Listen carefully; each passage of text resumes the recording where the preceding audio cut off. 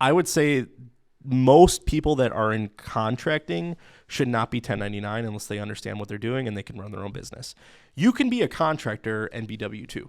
W-2 does not mean salary. W-2 does not mean benefits. W-2 does not mean paid time off. W-2 is just, are my taxes going to be withheld? That's all it is.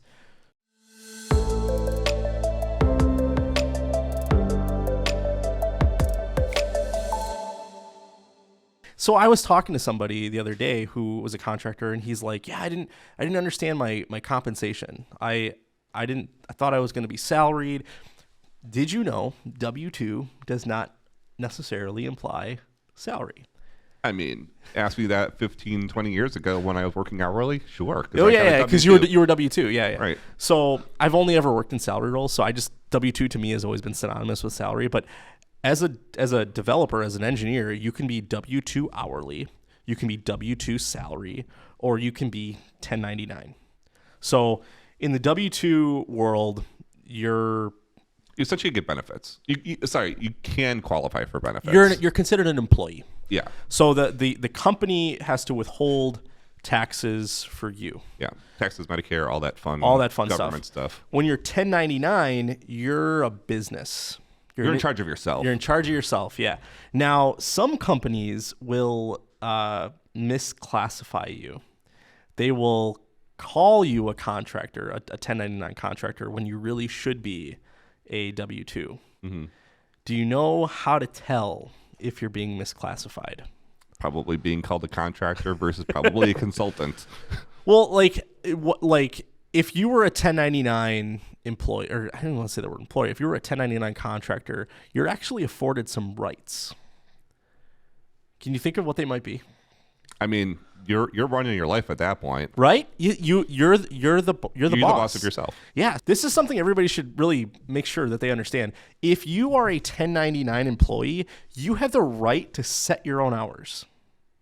If your boss is telling you have to work between the hours of 8 to 5, you are not 1099. And they have misclassified you. You should be able to say, I am opting in to work 30 hours a week. Now the company might say, the work we have requires 40 hours, and you can say, fine, I'll accommodate that differently. But you have the right as a 1099 contractor to refuse work or to set your own schedule. Mm-hmm. A lot of companies are misclassifying people because they don't want to pay unemployment, Social Security, benefits, all that stuff. Oh, so they're just making people 1099 without them realizing it? Yeah. It's like they're saying, well, this is a contract-only position. We're going to issue you I forget the form you get when you're a 1099. But an I-9, or no? Yeah, I think, yeah. Yeah, either way. We're going to issue you that. You got to withhold your own taxes. Like, there's a lot of work involved in being 1099. I mean, when you say like you got an HR or accounting and stuff, like you're doing that all yourself. Yeah. Like health benefits, like you might not have it because you have to go find it yourself or whatever it may be. Yeah. So I would say most people that are in contracting should not be 1099 unless they understand what they're doing and they can run their own business. You can be a contractor and be W-2. That's what I was for most of my contracting career. I was a W-2'd contractor where I was paid hourly, and if I worked more than 40 hours, I got paid for more than 40 hours. But I had a W-2, so my taxes were withheld. I had health insurance. I had a 401k. I had all the benefits of being an employee, but I was considered a contractor. I was a journeyman. Yeah. Or the way that I really liked the title for you was a salaried bench professional. A salaried professional, yeah. But you weren't salaried. You're hourly. I know. Yeah. So okay. Well, it was like salaried with. I don't know. I think they messed it up. I was W-2 hourly. They shouldn't have called me salary because I'm pretty sure you weren't salaried. I wasn't salary, but I got all the benefits of it. That's a very common model for contracting. And don't feel like if you get into contracting, you have to give those things up. Any good firm that's going to work with you should have a compensation package that can give you paid time off and retirement savings and sick time. Like that's not mutually exclusive with the world of contracting. But then there are contracting comp packages where you're just W-2 hourly and you get paid for what you work. Mm-hmm. as far as like compensation goes, 1099 you're going to make the most. W2, But no taxes are taken out. yeah, because you got to pay for it. Yeah. Yeah. So the 33% that normally comes out of your paycheck, You got to you got to put away. figure it out yourself. But 1099 you're going to make the most. You got to manage your taxes. W2 hourly you're going to make less because taxes are being withheld. There might be some benefits pulled out. But you get fluctuation because of hours. Yeah. And then W2 salary, for a contracting firm, you're basically a salaried employee at that point. That's what you and I are. We're W2 salary at a firm, and if we work more than 40 hours, We work more than 40 we hours. work more than 40 hours, we don't get paid for it. But we have the stability of if there's time between jobs, which there sometime is, we're paid for that. Yep. Which and I know there's some other recruiting firms that we've worked with that that's your vacation sometimes. Is like if you have time in between jobs, and again, this is back to really understanding what you're walking into in terms of compensation. Is hey, that should be a question that you probably have is okay, if there's not a job for a week, how's that compensated? Am I just not getting paid? Are I getting paid but you're taking my vacation time? Yeah. Like how is that working? A lot of firms have what's called bench time, and bench time is a catch-all for any time you're not billing. So that could sometimes incorporate being sick, going on vacation, being without a job. I remember one guy we hired. He was under delivering. He was underperforming, and the firm pulled from his bench time Yep. to comp us for the fact that he did not deliver. I felt terrible for that. Yeah. But the bench time is kind of a slush fund as far as the firm goes. But it's good. But you should understand how that's being managed. Yeah, just make sure you're asking the right questions. W-2 does not mean salary. W-2 does not mean benefits. W-2 does not mean paid time off. W-2 is just, are my taxes going to be withheld? That's all it is. So ask the questions that because you don't want to be asking these questions after you signed on. Yeah.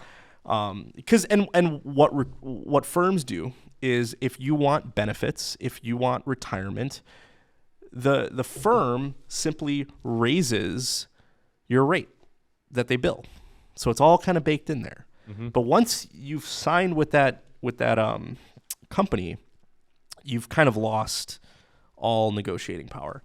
The other question you should ask if you're considering being a contractor is, do I get performance-based increases annually? Believe it or not, a lot of firms don't do it. Yep. It's not something that's done. Even with the 1099 to W-2, like all across the All board. of it, yeah. There's two reasons I think they do that. One is some contractors don't stick around long enough to get it. But what other firms do is they'll renegotiate your rate the next project you work on. Because think about it. If you're a company and you're billing for a project, you've negotiated a rate with the firm, you tend to not want that rate to go up. You want and companies pay a lot of money to use recruiting firms. It's generally twice as expensive if we were to gauge it. Now they save some money with benefits and Social Security and all that stuff, but for the most part, it's about it's twice. a higher cost. Yeah, it's more expensive. Companies don't like raising the rates. A good firm is going to be able to articulate to you how they go about getting you a raise because you should get one. What the firm that you and I work for does is we will negotiate with the company on behalf of the employee in order to retain them. Hey, this person wants an extra $2 or $3 an hour. All of that money, if it's agreed to, is passed through the organization to the employee. The employee gets 100% of it. You want to hear that. And I would argue you even want that in writing. That is a healthy model for a raise. The firm's already getting their cut. Anything more is extra. Should go to you. Yeah. Yeah. But make sure you know that because a lot of contractors, they sign on and they get really disappointed 1-2 years down the road and they're like, why am I not getting any more money? And the firm's like, well, we've already negotiated your rate. The business isn't going to pay anymore. We'll just find somebody else to replace you. Make sure the firm you pick understands what you are expecting.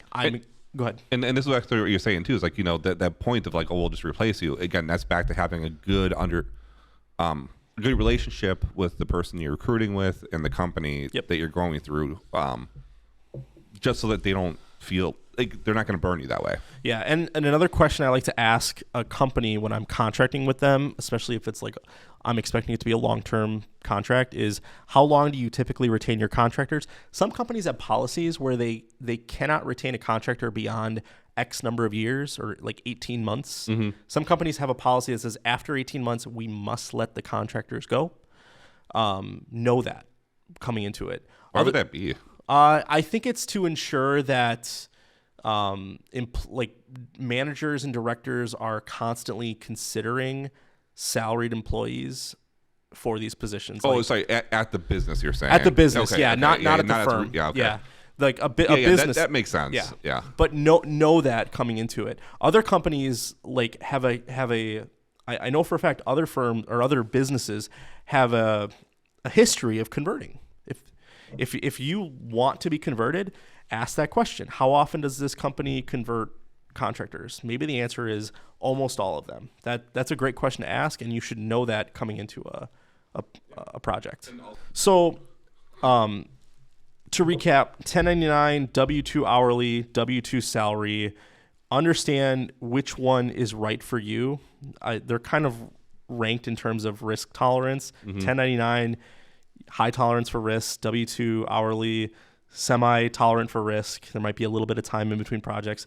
W-2 salary, I'm risk adverse. I basically want to be considered a full-time employee. A good firm is going to be able to offer you one of those three.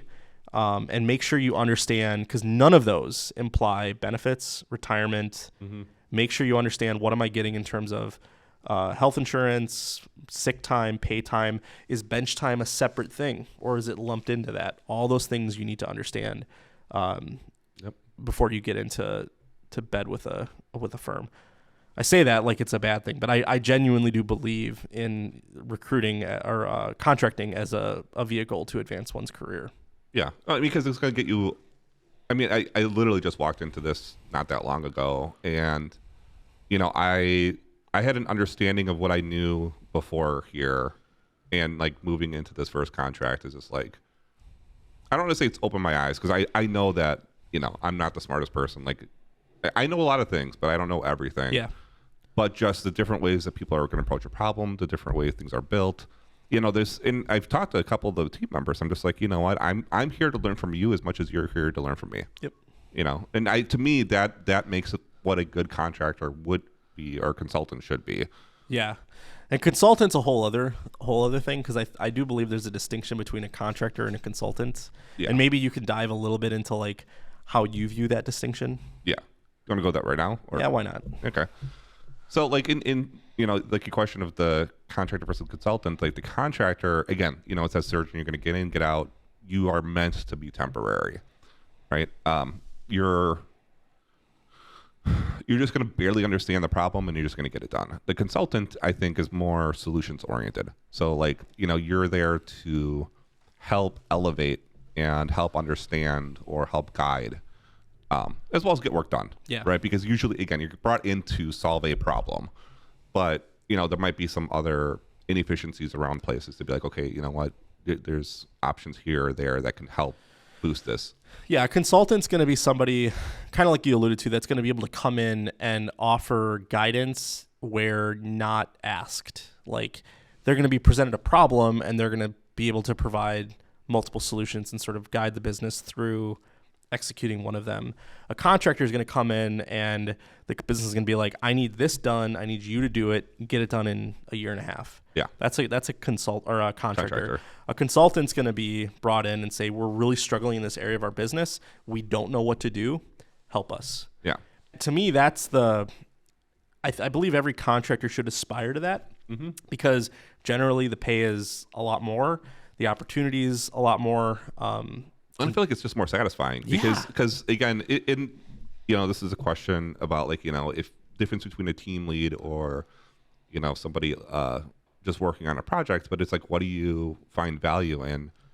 And especially like in that aspiration, but again, doing that consultant position is taking pride in helping and guiding and fixing things. Yep. You might not be the one to do it, but to be like, oh no, like I can say by these changes, you can increase efficiency by 20% or whatever it might be. Yeah, I'm literally doing that right now. I'm working on a proposal for a new DevOps pipeline for a mobile app, and I've architected it out. I've proofed it out. I'm probably not going to be the one to build it, and I am happy with that. I would love to bring somebody in and watch them execute on my vision, and I would even be okay if that vision changed, like 4 months down the road when they realized my plan was a bad idea and it needed to be tweaked.